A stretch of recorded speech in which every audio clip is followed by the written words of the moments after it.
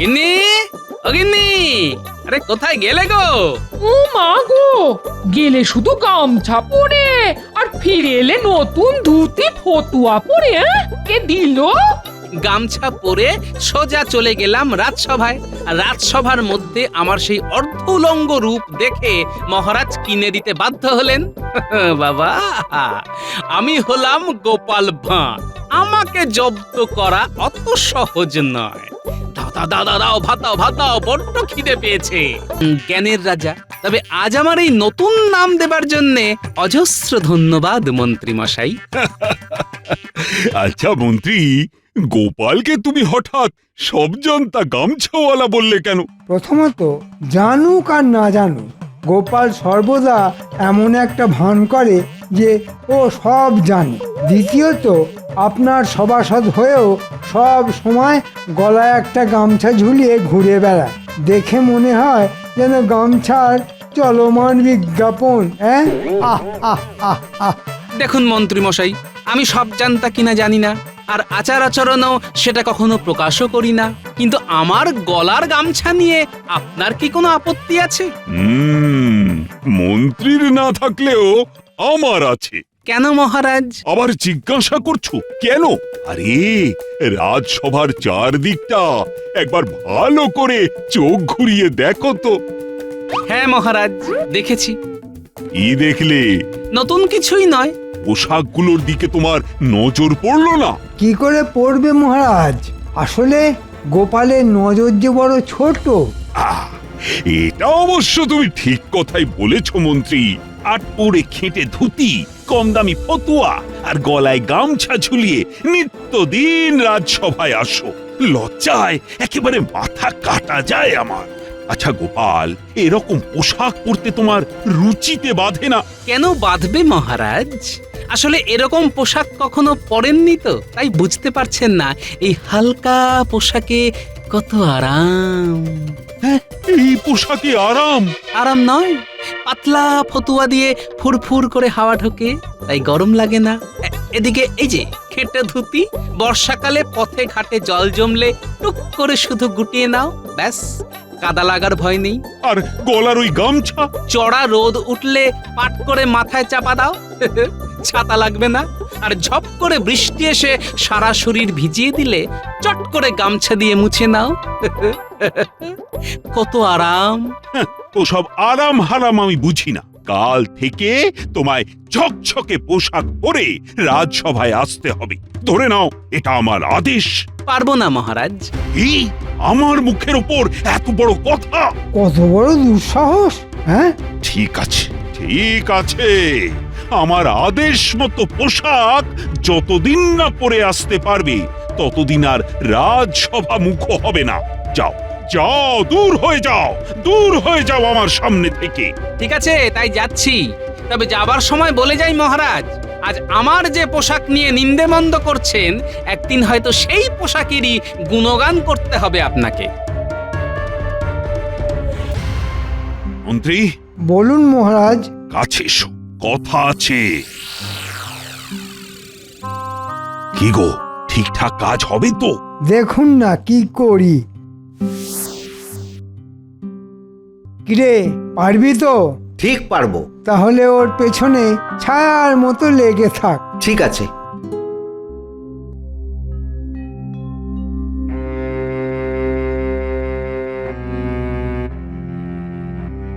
কি গো, রাজসভায় গেলে আর চলে এলে?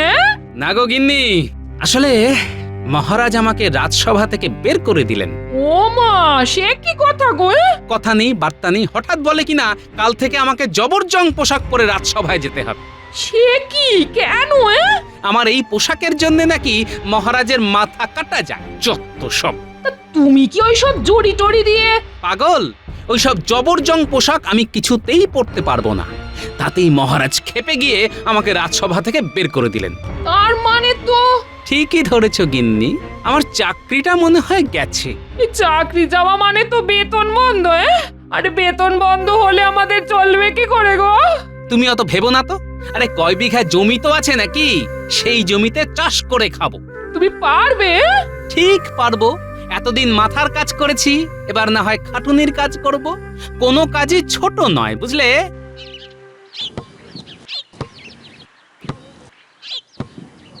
কি গো সব জানতা গামছাওয়ালা, শেষে কিনা সবজিওয়ালা হয়ে যাবে?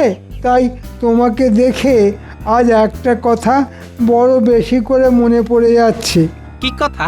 ছিলে তুমি বিদূষক, সদাই মুখে হাসি, আজ শুধু কপাল দোষে হয়ে গেছো চাষি। আহ আহ আহ আহ। দেখুন মশাই, কথা শেষ হয়ে থাকলে এখন এখান থেকে মানে মানে কেটে পড়ুন। তোমার গুমর এখনো ভাঙেনি দেখছি। শেষে যখন চোখের জলে নাকের জলে হবে তখন বুঝবে মজা। হুম। শোন, সূর্যি একেবারে মাথার উপর চড়েছে, তোরা সকলে এখন বাড়ি যা। কাল কিন্তু পাঠশালা শেষ করে আবার আসবো। ঠিক আছে ঠিক আছে, এখন তো যা। না, আমারও বড্ড ক্লান্ত লাগছে। যাই, আমিও বাড়ি যাই।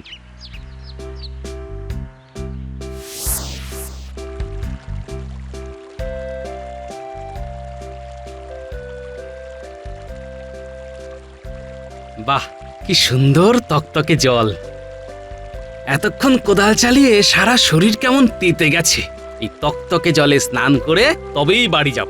আশেপাশে কেউ নেই, তাহলে এখানেই পোশাক খুলে গামছা পরে জলে নেমে পড়ি।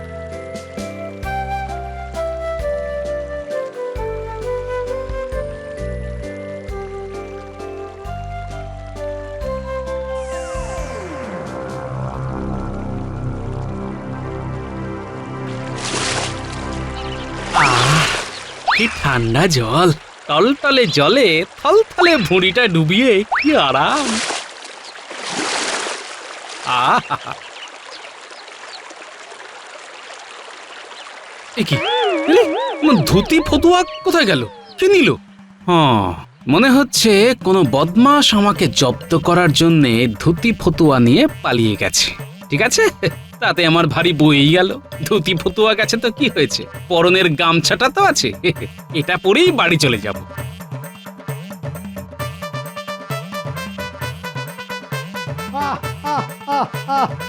সাবাস সাবাস, দারুণ কাজ করেছিস। এ কি বলি, পরনে শুধু গামছা কেন? ধুতি ফতুয়া কোথায় গেল? স্নান করতে পুকুরে নেমেছিলাম, সেই ফাঁকে কোন হতভাগা এসে তোমায় গামছা পরিয়ে দিয়ে চলে গেল। হায় হায় হায়, চাকরিও গেছে, এখন ধুতি ফতুয়াও গেল। কি করবে এখন? দাদু এখন পেট ভরে চারটি ভাত দাও দেখি।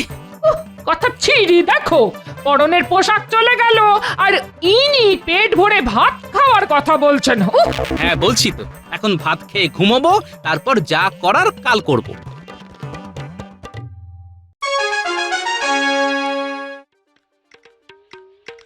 আরে গোপাল, এই পোশাকে তুমি এখানে? এই, তোমাকে না রাজসভায় আসতে বারণ করে দিয়েছিলাম? হ্যাঁ তা অবশ্য করেছিলেন, কিন্তু আমি তো আজ এখানে আপনার সভাসদ হয়ে আসিনি। তাহলে কি করতে এসেছো? এসেছি বিচার চাইতে। বিচার? কিসের বিচার? চুরির বিচার।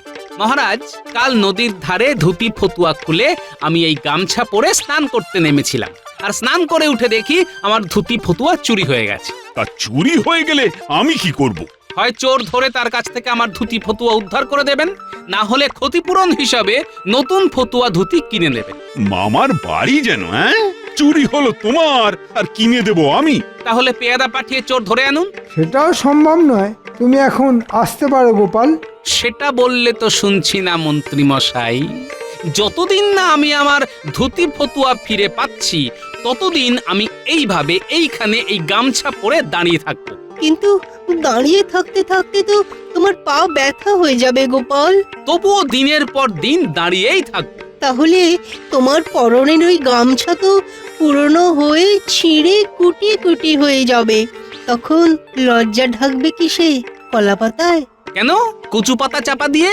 তবুও দাঁড়িয়ে আমি থাকবই। এ বাবা, এ আবার কি আপদ? সেটা তো একটা ভীষণ বিসদৃশ্য ব্যাপার হবে। আমার আমার মান ইজ্জত তো ধুলোই লুটোবে। ঠিক আছে, ঠিক আছে, নতুন ধুতি ফতুয়া সব তুমি পাবে। অমন্ত্রী, মন্ত্রী, এক্ষুনি গোপালকে নতুন ধুতি আর ফতুয়া কিনে দাও।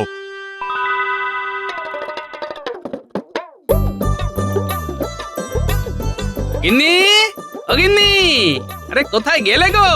ও মা গো, গেলে শুধু গামছা পরে আর ফিরে এলে নতুন ধুতি ফতুয়া পরে, কে দিল? গামছা পরে সোজা চলে গেলাম রাজসভায়। আর রাজসভার মধ্যে আমার সেই অর্ধ উলঙ্গ রূপ দেখে মহারাজ কিনে দিতে বাধ্য হলেন। বাবা, আমি হলাম গোপাল ভাঁড়, আমাকে জব্দ করা অত সহজ নয়। দাও দাও দাও দাও দাও, ভাত দাও, ভাত দাও, বড্ড খিদে পেয়েছে। মহারাজ, এটা কিন্তু আপনি ঠিক করছেন না। কে কি পোশাক পরবে সেটা তার নিজের ব্যাপার। এই নিয়ে গোপালের সঙ্গে বিবাদ করাটা কিন্তু মোটেও উচিত নয়। একদিনের জন্যও অন্তত ঝকঝকে পোশাক পরে রাজসভায় আসতে তো পারতো। তবে গোপাল রাজসভায় না এলে আপনারই কিন্তু ক্ষতি হবে, এই আমি বলে দিলাম। জ্বলে যাচ্ছে উজি, জ্বলে যাচ্ছে, আমার সর্বাঙ্গ জ্বলে যাচ্ছে। কেন কেন জাহাপানা, কেন জ্বলে যাচ্ছে কেন? রাগে উজি, রাগে। ও রাগে? কার ওপর রাগে জাহাপানা? একবার শুধু মুখ দিয়ে তার নামটা প্রকাশ করুন, তলোয়ারের এক কোপে যদি তার ঘাড় থেকে মাথা আলাদা করে না দিয়েছি তো। আরে দূর, অন্য কারোর ওপর নয়, রাগ হচ্ছে আমার নিজের ওপর। কেন কেন জাহাপানা, নিজের ওপর কেন রাগ হচ্ছে? হ্যাঁ, নিজের ওপর রাগ হচ্ছে কেন? বুঝবো, আবার জিজ্ঞেস করছো কেন? আজ এতগুলো বছর ধরে এত চেষ্টা করেও বেটাকে কাবু করা গেল না। কাকে কাবু করার কথা বলছেন বলুন তো? সেটাই তো মাথায় আসছে না। আরে বেল্লি, মাথা থাকলে তবেই তো বুঝবে কার কথা বলছি। বলছি কৃষ্ণচন্দ্রের কথা। কৃষ্ণচন্দ্র? হ্যাঁ, কৃষ্ণচন্দ্র। আহারে, আমার কতদিনের স্বাদ ওই কৃষ্ণচন্দ্রকে কাবু করে কৃষ্ণনগর দখল করব। কিন্তু বারে বারেই কি যুদ্ধ, কি বুদ্ধি, সবেতেই হেরে যাই আমি। সে আর কি করবেন হুজুর, যার যেমন নসিব। খামোশ! আমি তমাম বাংলার নবাব, নিজের নসিব আমি নিজেই বানাই। শোনো উজির, কৃষ্ণচন্দ্রকে কাবু করার জন্য একটা জবরদস্ত ফন্দি আঁটতে হবে তোমায়। পারলে ইনাম পাবে, আর না পারলে গর্দান যাবে। আপনি কি কি কি কি কি কথা বলছেন জাহাপানা? না পারলে গর্দান যাবে? হ্যাঁ, গর্দান নিয়ে গুম করে দেবো তোমায়। ইয়াল্লা, মাথায় এসে গেছে। কি? ওই যে বললেন না গুম, জাহাপানা কৃষ্ণচন্দ্রকে গুম করে দিতে হবে। বহুত খুব। তা কিভাবে গুম করবে? শুনেছি খুব ভোরবেলায় কৃষ্ণচন্দ্র একা একা বাগানে পায়চারি করে, আশেপাশে তখন কোনো প্রহরী থাকে না। হ্যাঁ, কথাটা আমি শুনেছি বটে। যদি দুজন গুপ্তচর পাঠিয়ে ওই সময় কৃষ্ণচন্দ্রকে তার বাগান থেকে গুম করে ফেলা যায়। হ্যাঁ, খুব ভালো বন্দি। কিন্তু তারপর কি করবে? বেটাকে আমাদের মুর্শিদাবাদে তুলে এনে ভয় দেখিয়ে যদি ওর বিষয় আশয় লিখিয়ে নেওয়া যায়, তাহলে কেমন জমবে বলুন তো ব্যাপারটা? হ্যাঁ, বহুত জমে যাবে। তাহলে আর দেরি করছো কেন? যাও, যত তাড়াতাড়ি পারো সব ব্যবস্থা করে ফেলো। কিন্তু আমার ইনাম? পাবে। ইনামে ভরিয়ে দেবো তোমায়।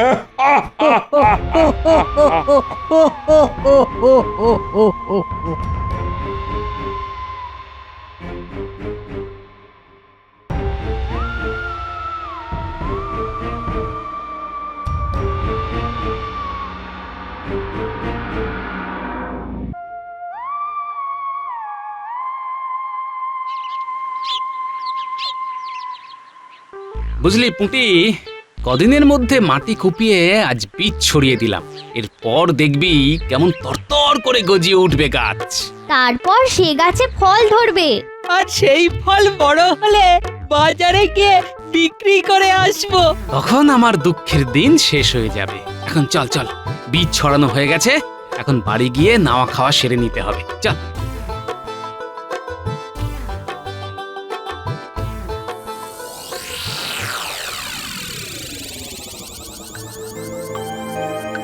শোন, মহারাজের আদেশ মতো জমিতে ছড়ানো সব বীজ এমনভাবে ওলটপালট করে দিতে হবে যাতে একটা বীজ থেকেও গাছ না বেরোতে পারে। ঠিক আছে মন্ত্রী মশাই, কোনো চিন্তা করবেন না, সব হয়ে যাবে।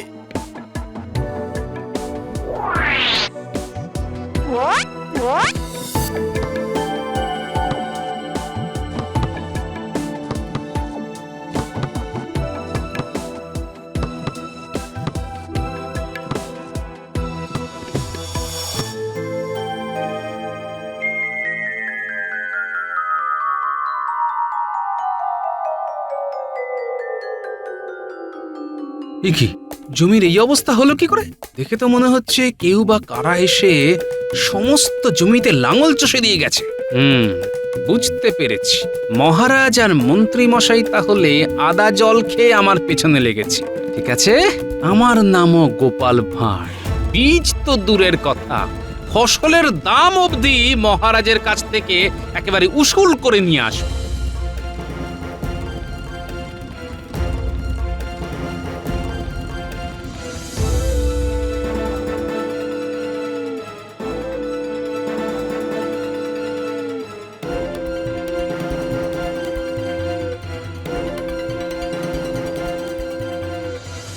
কি ব্যাপার, পথ আটকে দাঁড়ালে কেন? রাজবাড়ির ভেতরে ঢোকা কিংবা রাজসভায় যাওয়া তোমার বারণ আছে। তাই নাকি? তা কার আদেশে? মহারাজ আর মন্ত্রী মশাইয়ের আদেশ। তার মানে আটঘাট বেঁধেই সব করা হচ্ছে। আচ্ছা ঠিক আছে, আমি তাহলে ফিরেই যাচ্ছি। আমাদের কোনো দোষ নিও না গোপাল দাদা। না না, তোমরা আর কি করবে? তোমরা তো সব হুকুমের দাস।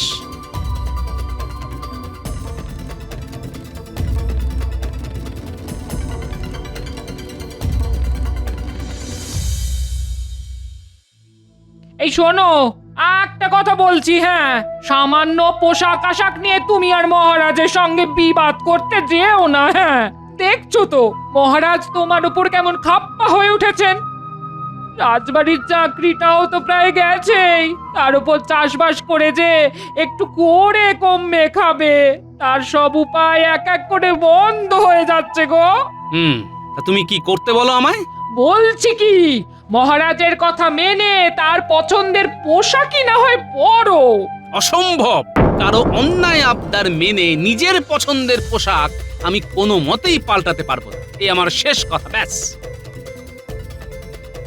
এই দেখো, দুম করে রেগে গিয়ে ঘর থেকে বেরিয়ে চলে গেল। হায় ভগবান, এই গোয়ার গোবিন্দ মানুষটাকে নিয়ে যে আমি কি করি।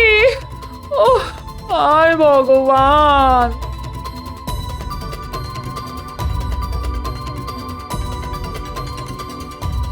কাল রাজসভায় ঢুকতে দেয়নি, কিন্তু মহারাজের বাগান তো আছে। আজ বাগানে ঢুকে মহারাজের সঙ্গে একটা হেস্তনেস্ত করতেই হবে।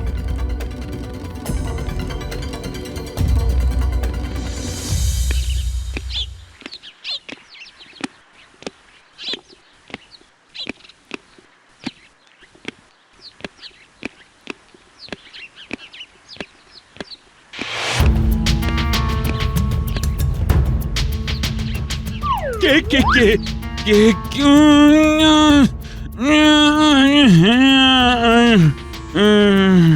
আরে, এরা কারা? মহারাজকে এভাবে টানতে টানতে নিয়ে যাচ্ছে কেন? নিশ্চয়ই কোনো গোলমাল আছে। এই তোরা কারা? মহারাজকে এভাবে টেনে নিয়ে যাচ্ছিস কেন? বেশি কথা বললে মেরে টাক ফাটিয়ে দেবো। তাই নাকি? তাহলে দেখ কে কার টাক ফাটায়।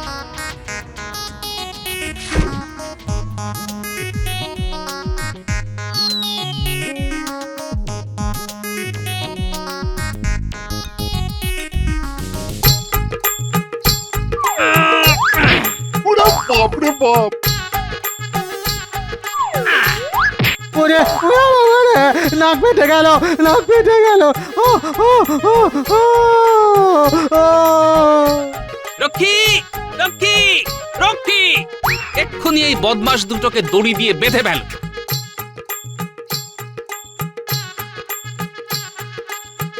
ওহ, বাবা, গোপাল, আজ শুধু তুমি এসে পড়েছিলে বলেই আমি বেঁচে গেলাম, না হলে যে কি হতো। কিন্তু এদেরকে পাঠিয়েছে বলো তো? কিরে বেটারা, তোদের কে পাঠিয়েছে বল, বল। না বললে কিন্তু না না, আমাকে মেরো না, আমাকে মেরো না। আর এক লাগলেই সব ফুটি ফাটা হয়ে মরে যাব। আর মেরো না, মেরো না, মেরো না, মেরো না। তাহলে বল কে পাঠিয়েছে। মুর্শিদাবাদে, মুর্শিদাবাদে নবাব। নবাব? যাও, এদের কারাগারে নিয়ে যাও, তারপর আচ্ছা করে থেতো করে এদের আবার নবাবের কাছে পাঠিয়ে দেব। শোন বেটারা, তোদের নবাবকে গিয়ে বলবি এই গোপাল যতদিন বেঁচে আছে ততদিন মহারাজের কোনো ক্ষতি করা ওই বুড়ো নবাবের পক্ষে সম্ভব নয়। যাও, নিয়ে যাও এদের। গোপাল, গোপাল, কি কি বলে যে তোমায় ধন্যবাদ দেব? আমায় ধন্যবাদ দিতে হবে না মহারাজ, ধন্যবাদ দিন আমার পোশাককে, বিশেষ করে আমার এই গামছাকে। মহারাজ, এই গামছা দিয়ে যেমন গা মোছা যায়, গলায় ঝোলালে যেমন মনে হয় উড়নি, তেমনি এর এক প্রান্তে ইট বেঁধে নিলে এটা হয়ে যায় ভীমের গদা। গোপাল, আজ আমি বুঝতে পেরেছি তোমার পোশাক নিয়ে অপমান করাটা কত বড় অন্যায় হয়েছে আমার। না না না, তুমি তুমি এই পোশাকেই আবার আজ থেকে রাজসভায় এসো। আর আপনার ওই মন্ত্রী আমাকে সবজান্তা গামছাওয়ালা বললে? কানটি মূলে রাজসভা থেকে দূর করে দেব।